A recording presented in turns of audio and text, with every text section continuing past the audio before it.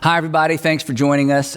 Today, we've hit pause on our regular format in light of the tragic events that have engulfed our nation. If you grew up in church, you may remember this story. One of the most perplexing narratives from the life of Jesus was his late arrival to the village of Bethany after hearing about the death of his friend Lazarus. You remember this?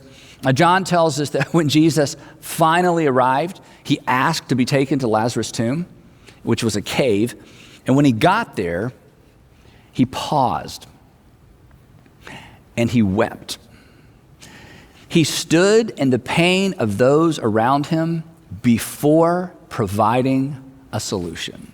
In fact, it was so emotional that the men and women who had come to mourn with Mary and Martha actually remarked on it. Here's what they said. They said, "See how he loved him." Now, in some ways, that's what this moment is for us. This is the moment to pause in the pain of the black community, the pain of the families directly impacted, George Floyd's family, Ahmaud Arbery's family, Breonna Taylor's family, the list goes on and on. The families whose lives have been upended by the looting. This is the moment to pause in the pain of our nation and to connect these current losses to the current of racism that has plagued our nation for so long. To pause and to feel it. And before we offer our solutions, to weep with those who weep and to mourn with those who mourn. That's where empathy is born. And on occasion, that's actually where solutions are discovered. Now, I've heard people talk about how sad all of this makes them feel, but come on, sad is how we feel when something happens that doesn't really affect us personally, something that's far away. This sad is about somebody else, and I hope we can all agree that this is bigger than sadness. This affects all of us, and consequently, all of us have a role to play. Now, I know some people are sometimes uncomfortable with people like me leveraging the words of Dr. King, but come on, he said so much and he said it so well. And he goes right to the epicenter of our point. The reason this has to become personal for me and the reason this has to become personal for us is this. Injustice anywhere, you'll remember this quote. Injustice anywhere is a threat to justice everywhere. So for us to move past what we're experiencing as a nation with nothing more than a bad case of sad is to miss the significance of this moment. And it's to miss the opportunity of this moment as well. He goes on and he writes this. He says, "We are caught in an inescapable network of mutuality, tied in a single garment of destiny." Now, this is true now more than ever. It's true now more than ever because what happened in South Georgia was seen by people in North Dakota, and what happened in Minneapolis has been seen by people all over the world. And then he concludes with this: whatever affects one directly affects all indirectly. In other words, there's no them. There's just us. So sad isn't enough. And I certainly don't have to tell my black brothers and sisters that, right? You aren't sad. You're mad. And understandably so. You're scared. You're scared because, well, you didn't see a 46-year-old stranger with a knee on his neck. You saw you. You saw your father, your brother. I have two African-American friends who recently became fathers for the first time. They saw their sons. They saw the death of progress. They saw the death of hope. They saw the death of, well, maybe my kids will grow up in a different kind of America, a better America. And if that doesn't affect me personally, if that doesn't make me more than a little sad, then I'm a hypocrite to even call them friends. Now, this topic is a minefield for me. It's a minefield for us. But that's not the case for every pastor or every church, and you know that. If we leaned far right or if we leaned far left, you would be the choir and I would be preaching to the choir. I would be preaching to the choir to a chorus of amens and applause, but we're not that kind of church. I've been to my share of far right-leaning churches and churches that lean far left. And it's so much easier for those pastors. I mean, everybody pretty much agrees on everything, and everybody else is just going to hell, right? But that's not who you are. And that's not who we are. Besides, come on. The truth is rarely found in the extremes. You know that. It's found where the circles overlap in the middle. the messy middle. Dr. King told us that as well. In fact, he modeled that. He died in part because of that. The messy middle, that's where the brutal, uncomfortable facts all come together. But it's also where problems can be solved. But it is so uncomfortable. It's so much easier to retreat to the echo chamber of extremes where everybody agrees, but nothing is ever accomplished. In the messy middle, we're confronted with uncomfortable facts. And by the way, facts aren't fair, but facts don't care. Here's an uncomfortable fact. White people fear black men. That's not fair, but it's true. What makes this even more unfair is that in the vast majority of cases, our fear of black men is in no way connected to our personal experience. And if that wasn't unfair enough, study after study has shown, you know this, that fear of black men doesn't even spring primarily from racism. It's deeper than that. And that's not fair to black people or white people. Most black men have experienced what some people refer to as the fearful gaze of white men and women. Then on the other side of the equation is this: the majority of African Americans in our country, they don't trust the criminal justice system, do you? I mean, you fear the police. That's not fair. Facts don't care. It's not fair to police officers with spotless records who risk their lives every day for people they don't even know, for people who in some instances don't even like them. I was a journalism major in college, and during the murdered and missing children chapter of our city's history, some of you remember that, as part of an assignment, I had an opportunity to ride along with a black City of Atlanta police officer on the 11 p.m. to 7 a.m. shift. So we were together all night. And honestly, I was pretty much scared the entire night. Not of him, but we went from one domestic violence case to another all night long. And I saw firsthand, just a little bit, I saw firsthand the challenge of trying to play by the rules when confronting people who don't even know there are rules.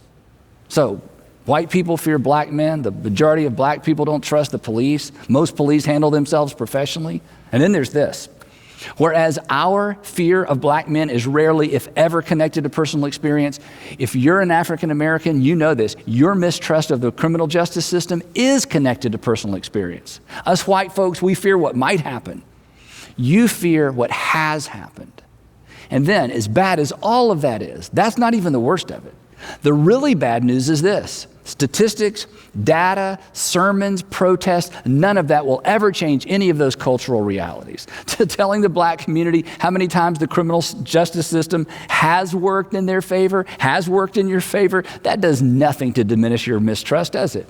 Underscoring how quickly a police officer was fired and then arrested, that doesn't address your fear. For the same reason that reminding white folks how many more times they've been hurt by, ripped off by, deceived by white people than black people, that doesn't erase our fear of black men. If you're afraid of flying, you get this. Come on. Data, statistics, lectures, none of that helps, does it? I mean, being told that statistically you are safer in the air than you are on 285, that doesn't erase your fear of flying. And here's why. Because facts and data rarely replaces fear.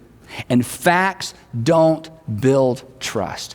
The only thing that has the potential to replace deep-seated fear and distrust is experience. We can't talk our way.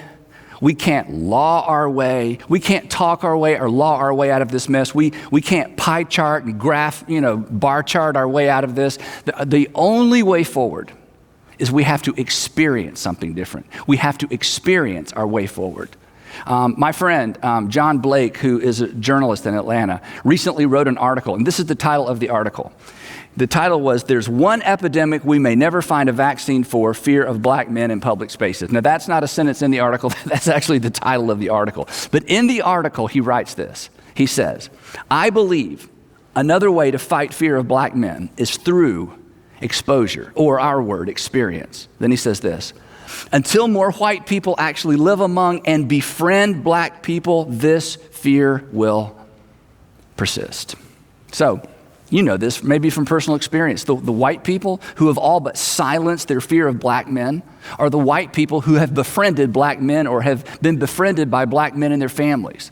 Sure enough, in communities where police departments create opportunities for people to interact with and to come to see police officers as fathers and mothers and neighbors, trust is built.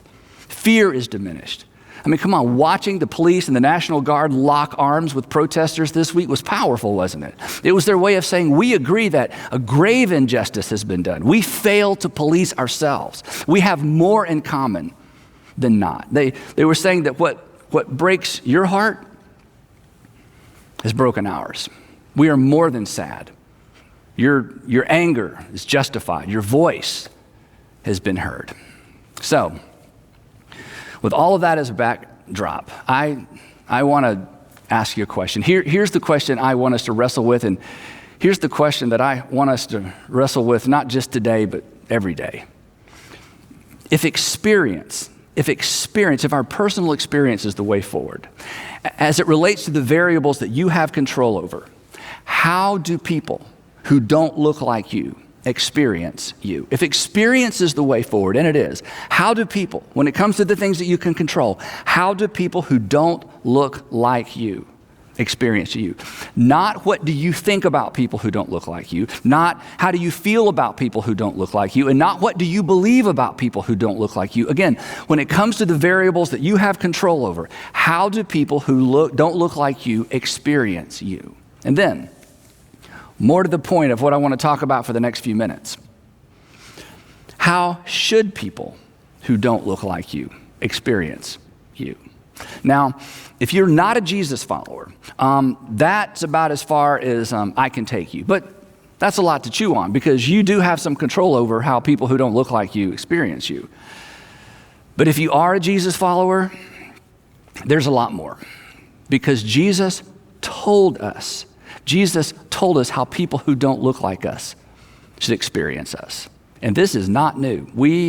We talk about this all the time around here. This is core to who we are. This is core in terms of what we teach and how we want to be experienced individually and as a group of churches. As Jesus followers, we are accountable. As Jesus followers, we are accountable to the law of Christ, not the 10 Commandments or what most Christians refer to as the 10 Commandments. Come on. You can keep all 10 of the 10 Commandments all day and still be the chief among racists. It's true. If you don't believe me, ask the Apostle Paul, who kept the law perfectly while despising Gentiles and torturing Christians. And then he met Jesus, and everything changed. And Paul went from a violence-leveraging, law-keeping Pharisee to the greatest of these is love, Jesus followers, in a day. Because he better than anyone understood the stark contrast between what had come before and the kingdom Jesus came to introduce. Jesus, who on his final pre-crucifixion night replaced all 10 commandments with one commandment, a better commandment, a new commandment. He reduced all of life. This isn't an exaggeration. He reduced all of life to one transgenerationally relevant, unchangeable command that has the potential to change everything in spite of how things change. A new commandment, he said, a new commandment I give you, love one another. Of course, that wasn't new, but of course, he wasn't through. He defined it for us. As I have loved you, this is his definition. As I have loved you, so you must love one another. This was a new command. Jesus followers, this was not a new suggestion.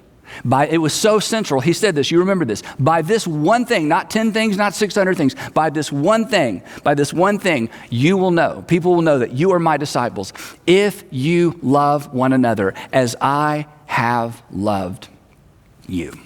So, how should people who don't look like you experience you? Like that. How should people who don't look like me experience me? Like that. Then the Apostle Paul comes along and he elaborates on the one another part of this. He says, do you want to know what it looks like to love people who don't look like you? Do you want to know what it looks like to take Jesus' new covenant command seriously? He says, here's what it looks like. Here's a good place to begin. Carry one another's burdens. That's what Christ did for you. That's what the Jesus brand of love looks like. When you do this, Paul says, when you do this in this way, you will actually fulfill the law of Christ. When we choose to carry someone's burdens, think about this. When we choose to carry another person's burdens, what divides us diminishes, and what unites us surfaces. Because when you choose to carry my burden, you'll have a better understanding of where I sit and consequently why I stand where I do. And I'll gain a better understanding of you as well. Carry someone's burdens and you will fear less, you'll understand more, you'll mistrust less, you'll trust more. And when the concerns of others concern you and you act, you are fulfilling the law of Christ. When the concerns of others become my concerns and I act on those concerns, I am fulfilling the law of Christ. And when the law of Christ informs our collective conscience, or imagine this, when the law of Christ informs our national conscience, we will find common ground even when we don't share common culture or a common experience. And here's the thing. You'll know you're getting this right when white culture and black culture become secondary to the one another culture introduced by Jesus. See, here's the thing.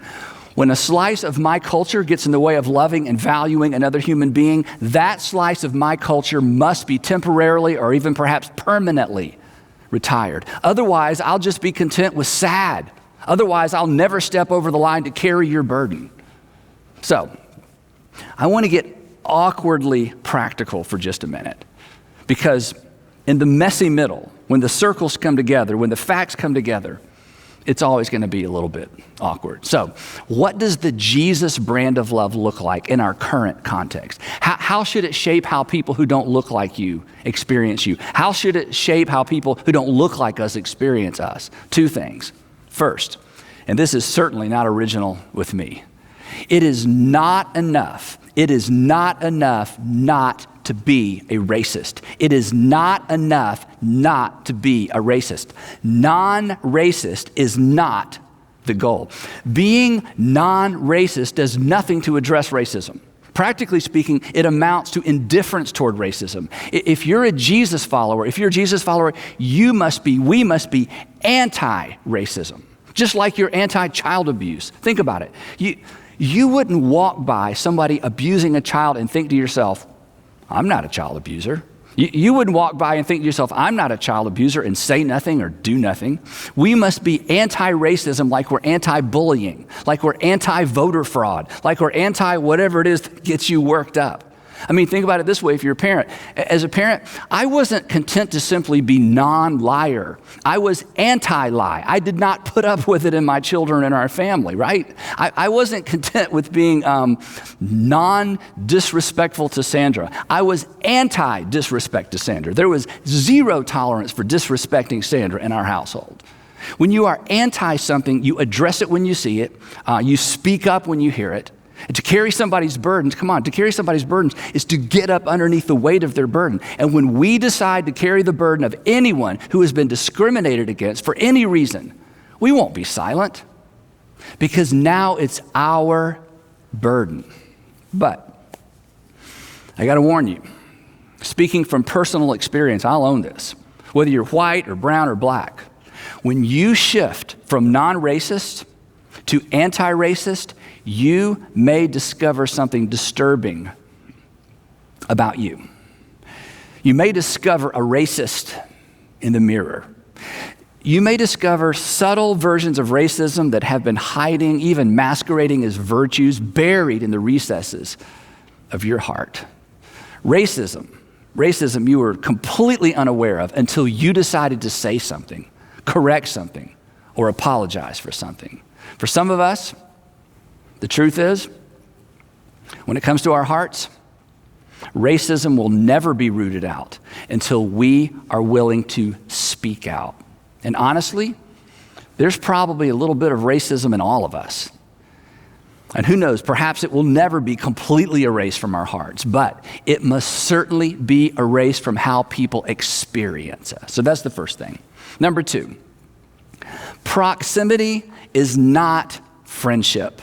Proximity is not friendship. Knowing the names of people who don't look like you is not the same as having a friend who doesn't look like you. This is a big part of the solution. Author James Clear, who's written several really amazing books, he says this. He says, facts don't change our minds. Friendship does. Isn't this true? Facts is what we said earlier. Facts don't change our minds. Friendships change our minds. So as I've urged you in the past, pursue relationships, pursue friendships with people who don't look like you. Engage in their reality. Perhaps this is so overlooked. Perhaps nothing characterized the life of Jesus more than his intentional pursuit of people whose lives and lifestyles were nothing like his. Jesus gets a lot of press for being a friend to the poor and the downtrodden, but that is not the whole story. The men he invited to be his closest companions were from a variety of social contexts. His circle of friendships included the rich people, poor people, working class, religious leaders, a tax gatherer, scribes, women, and ultimately Pharisees. In fact, in the same conversation where he announced his new command, he looks around the room at this collection of day laborers, a zealot, a tax gatherer, and even a traitor.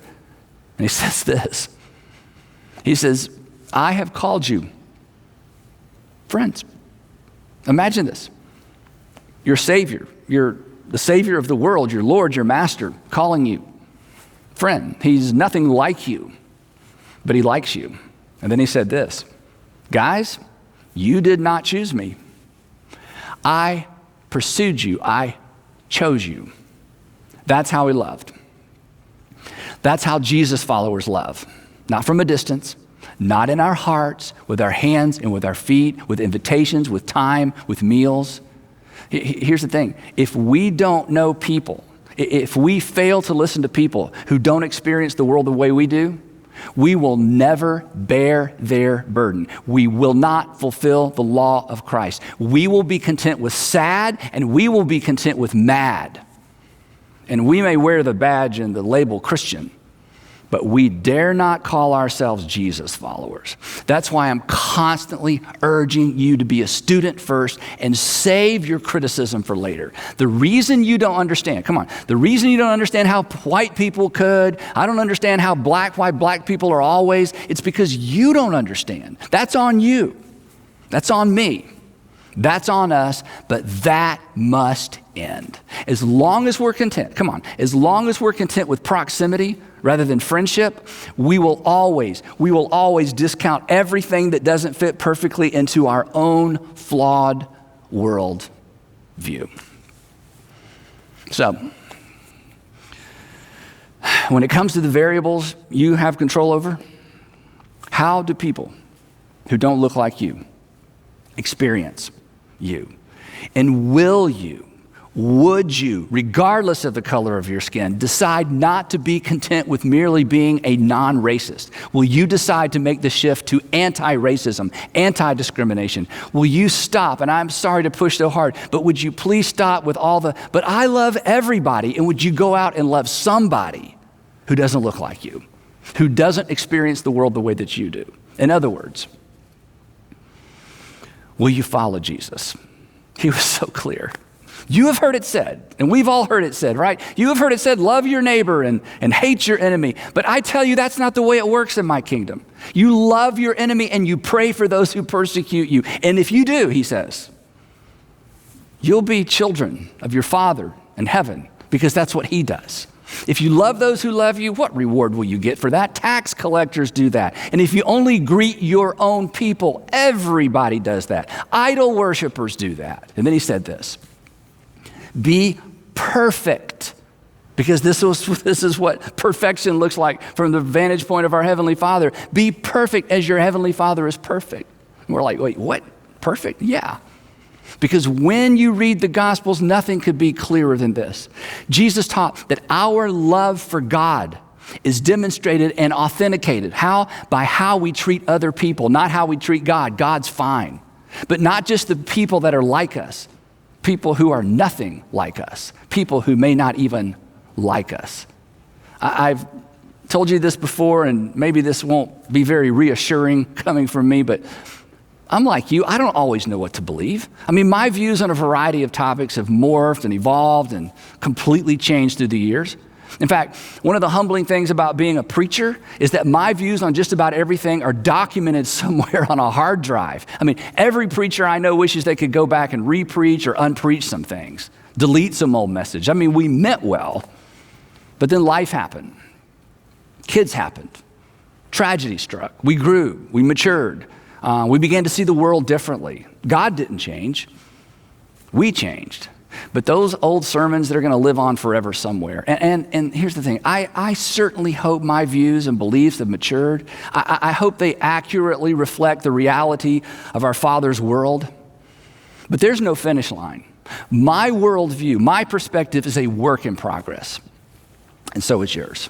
What we believe, but come on, our beliefs are limited by what we know, what we see, what we've experienced. But here's the thing. While our knowledge and understanding are constantly in flux, one thing is not.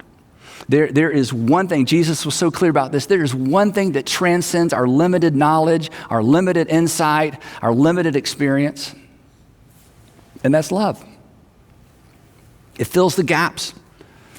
It reduces the friction created by our limited insight and knowledge and judgment inhibiting experiences. There's so much I don't know. There are things I'll never understand.